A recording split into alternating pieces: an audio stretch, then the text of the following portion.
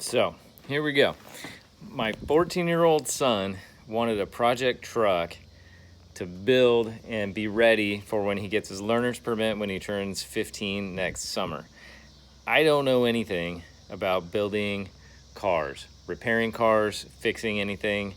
I took auto shop in high school and that's it.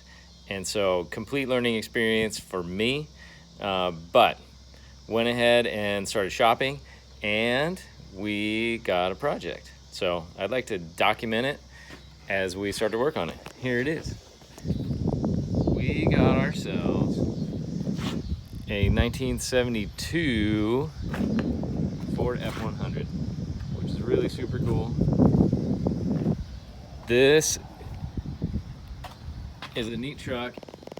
There's some nostalgia involved for me because when I was in high school, my dad had a 1971 F100 Ranger.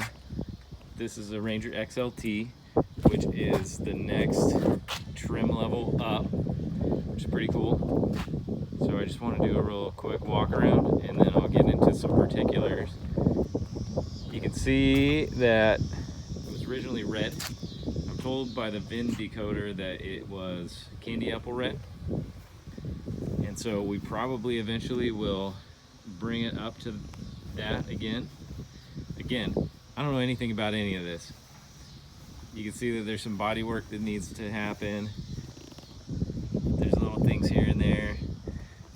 There's a big dent right here from where it got hit. Let's see if you can see that by a limb or a tree or something, according to the original owner. And so all of that, you can see this same limb, I guess, hit this. So this is going to need repair. So we're going to need to learn to do body work. This was a running truck, and I'm told it was a daily driver, which is pretty cool. We were considering getting something that needed complete, engine and transmission rebuild, but found this. It was a good price, and so we've got a runner. It works. You can see from the interior that it was red. I mean, look, you can see it needs a new dashboard. Steering wheel is kind of rough. Carpet's all gone. There's a little bit of rust in the floor right there. I mean, the seat, it's the original seat. Everything on this is original aside from that purplish paint, and so that's pretty cool. We like that, and it's got a ton of potential. You can see it's a 3 on the tree manual transmission, which is different than what I had. I had an automatic in the 71, so that's kind of cool. Didn't necessarily want a stick, but it was daily driver that came at a good price, so we went for it. So let's get into this a little bit.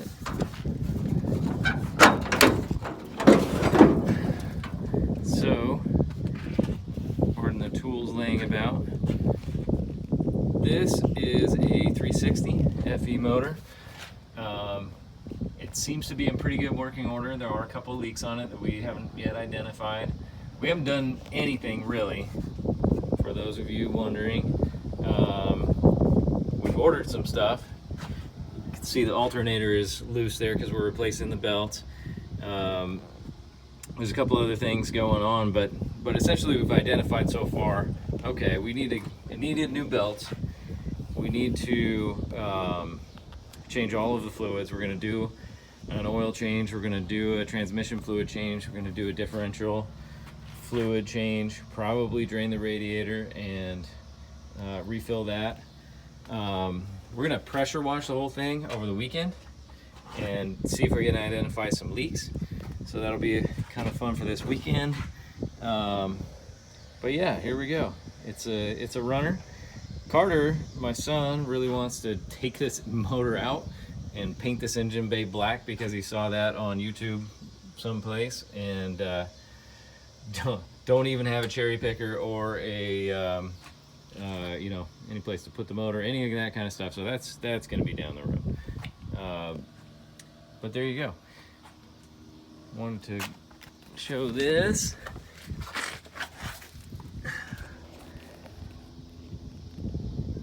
So everything about it is pretty straight.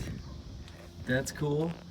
The rear end is a Ford 9-inch, which I'm told is pretty cool. And so that it's leaking profusely from what we can tell. So that will be a project probably. Gotta identify what's going on there, figure it out. You can see what I'm saying. The shocks are horrible, and this thing rides like a boat, and so I already bought new shocks. We're gonna replace those maybe this weekend, maybe not. We got to do that.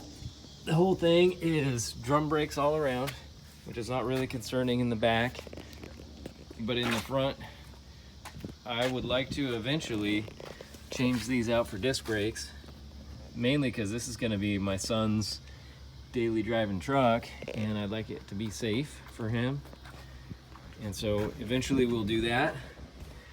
It's not got power brakes, you can see, and so we're going to eventually put in power brakes. It does have power steering, which is neat. We've driven a few trucks that did not have it, and it's a major difference, which is pretty cool. So that's the power brakes are going to be a project.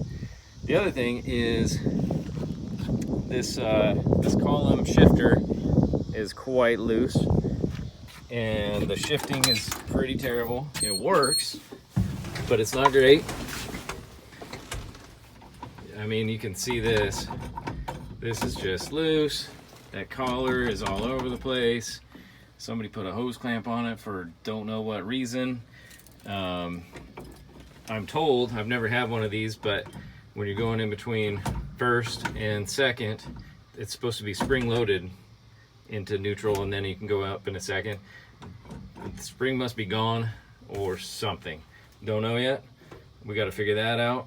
Not to mention, twice now it has gone into second gear and would not come out of second gear, wouldn't shift at all. And so we already noticed that that is likely because of these linkages here. You can see that on this one there, the rubber is entirely gone. On that one, it is pretty toast. And so I already ordered new bushings for that. We're gonna replace those and see if that helps. I had to come out here and manually, move that into place to get it to shift properly before. And so don't want that to be a long-term solution. So we're gonna work on that. That's gonna be a project. And yeah, we're just looking to restore. So another couple things are, I want to do better than this. I mean, this is an original lap belt. Obviously this is 1972, so no airbags, no side curtain bags, none of that kind of stuff. So I want to put in shoulder seatbelt for him. I think that would be a good project. Other things are, radio does nothing.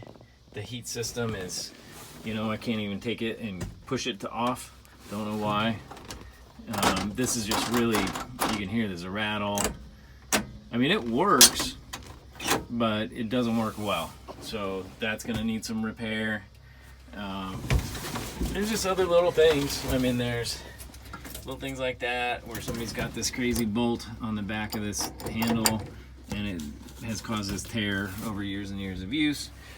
So if we're gonna restore this thing, or at least resto mod this thing, then a lot to do. Check out this glove box, the nice cardboard glove box. We'll maybe try and find one of those eventually and fix that. It's just little tiny details that eventually we'll go through and try and fix them all. So there's our truck. It's pretty cool. We like it. We think it looks neat. We already decided to call it Red Dawn because it's supposed to be red, and it will be red again. So I intend to post more videos. Oh, and check this out. It has a toolbox, which is kind of neat. All the rubber on this thing is horrible. It's all just corroded and nasty. So this obviously isn't watertight. Same with, the seals on here. There's all sorts of just little things like this. I mean, here's an electrical connector. Where'd that go? No idea. But there it is. We're gonna try and figure out all this stuff over time. Do these speakers do anything?